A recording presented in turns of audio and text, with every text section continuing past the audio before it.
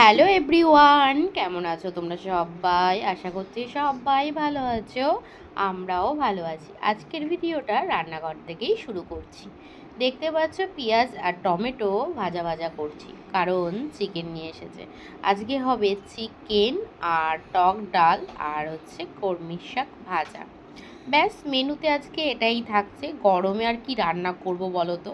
রান্না করছি এই না বেশি, আমাদের তো করতেই হবে। আর পাশে তো মা নেই যে মাকে চিৎকার করে বলবো, মা তুমি রান্না করো, আমি পারছি না, যেটা বিয়ের আগে বলতাম। একদমই মানে একটু জল খেতে ইচ্ছে করলে বা জল তৃষ্ণা পেলে তখনও কিন্তু মাকেই বলতাম, মা জল দাও জল দাও। আর এখন জল থেকে চুন সব কিছুই নিজেকে নিয়েই খেতে হয়, নিজেকে করেই খেতে হয়। তো দেখো, মাংসটা একটু ভাজা ভাজা করে নিয়ে, তোমরা তো সবাই মাংস রান্না করতে জানোই, কেনই বা আবার বলছি। তো পুরো ভিডিওটা দেখতে থেকো, আর ভিডিও স্কিপ করে দেখো না, তাহলে কিছুই বুঝতে পারবে না কি ভিডিও করলাম না করলাম। তো এই যে আলুটা ভেজে রেখেছিলাম সেটাও দিয়েছি, আর এই দিকে দেখো মশলা গুলে রেখেছি। এখানে রয়েছে আদা রসুন বাটা, তারপরে জিরের গুঁড়ো, যা যা আর কি চিকেনে দেয়। তো ওই যে দিয়ে দেবো এখন মশলাগুলো, তারপরে দিয়ে খানিকটা কষিয়ে তারপরে অল্প একটু জল দিয়ে দেবো। ব্যাস, তাহলেই মাংস রান্না হয়ে যাবে। আর কেনই যে বারবার বলছি মাংস রান্নার রেসিপি, তোমরা তো ভালোই জানো মাংস রান্না করতে। আমার মনে হয় আমার থেকেও বেশি ভালো রান্না করতে পারো। তবে রান্না করছি আজকে দেখতে দেখতে 12 বছর হয়ে গেল, কারণ বিয়ে হয়েছে তো 12 বছর। তো বিয়ের পর থেকেই কিন্তু রান্না করছি। আগে তেমন ভালো রান্না করতে পারতাম না, তবে এখন কিন্তু খাওয়ার যোগ্যই রান্না হয়। তো এই যে মাংসতে কিন্তু একটু জল দিয়ে দিলাম আর একটু ঢাকনাও দিয়ে দিলাম, একটু পরেই কিন্তু হয়ে গেল। দেখলে, পুরো চিকেন কিন্তু আমার রেডি। একটু গ্রেভি রেখেছি, কারণ হচ্ছে গ্রেভি খেতে সবাই ভালোবাসে, আর লোকও তো অনেক।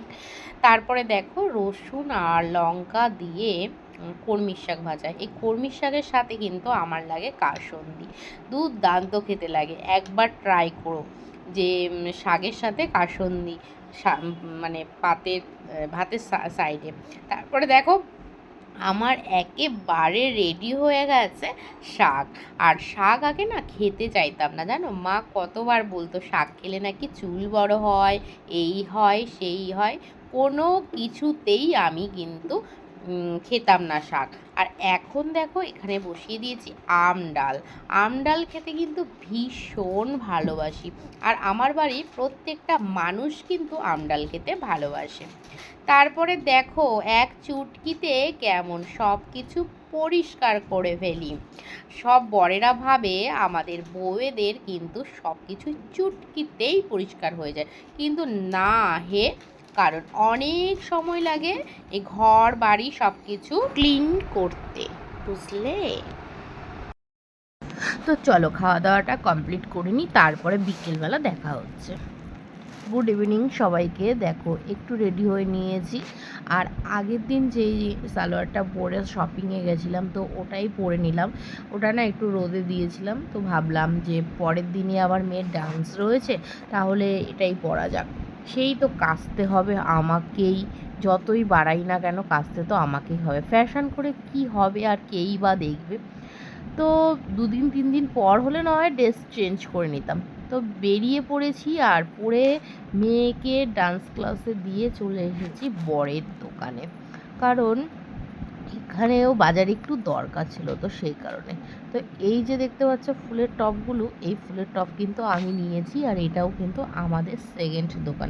ফার্স্ট দোকান হচ্ছে জুতোর, আর সেকেন্ড দোকান হচ্ছে গিফটের। তো ওখান থেকে কিন্তু হাফ জিনিস আমি বাড়িতে নিয়ে চলে এসেছি, কারণ সংসারের জিনিস দেখলে তো আর লোভ সামলাতে পারি না, ভীষণ ভালো লাগে। আর দেখো মেয়ে কিন্তু এই যে ডান্স ক্লাসে ডান্স করছে, আর গানটা তোমাদেরকে আর শো করতে পারলাম না, কারণ আমাকে তো কপিরাইট দিয়ে দেবে। তো ডান্স ক্লাস থেকে জানতে পারলাম মেয়েদের কিন্তু সামনে একটা নাটক রয়েছে। তো কি বিষয়ে করবে বা কবে করবে আমি ঠিক বলতে পারছি না, কারণ হচ্ছে ম্যামের সাথে সরাসরি আমার কথা হয়নি। ওই যে আমি ছিলামই না ক্লাসে, কারণ আমার ওই যে দরকার ছিল বাজারে, তো ওর জন্য বাজারেই চলে গেছিলাম। তারপরে জানো কি হয়েছে, আমি নিজে আর কি একটা দোকানে গিয়ে আটকে গেছি, আর আমার মেয়ে কিন্তু এই ডান্স ক্লাসে আটকে গেছে। কারণ অসময়ে বৃষ্টি, কখন যে মেঘ হয় কখন যে বৃষ্টি হয় কে জানে। ছাতা তো আর নিয়ে আসিনি, সবসময় কিন্তু ছাতাটা ক্যারি করতে ভালো লাগে না। তো পুরোপুরি বর্ষাকাল পড়ে যায়নি, সেই কারণে কিন্তু ছাতাও নিয়ে আসেনি। আর মুষলধারে বৃষ্টি শুরু হয়ে গেছে হঠাৎ, কোনো মেঘ নেই, কোথা থেকে যে বৃষ্টি আসলো। তো মেয়ে ওখানে আটকে গেছিলো, তারপরে কিন্তু আমিও আটকে গেছিলাম। তো অবশেষে তো মেয়েকে নিয়ে আসতে পেরেইছি। তো এই দেখো, এই কসমেটিক্স দোকানে আমি আটকে গেছি, দেখতে পাচ্ছ কত বৃষ্টি হচ্ছে, সব গাড়িগুলো আবার জ্যাম। এই দেখো তো ছাতার নিচে কে, জামার মধ্যে নোংরা লেগে যাবে। ছাতার নিচে কে দেখি তো, ওলে বাবা, ওলে বাবা, ওখান থেকে তুমি মাইনাস করে দেবে, আমাকে নেবে না। শরীরটার কি হাল হয়েছে।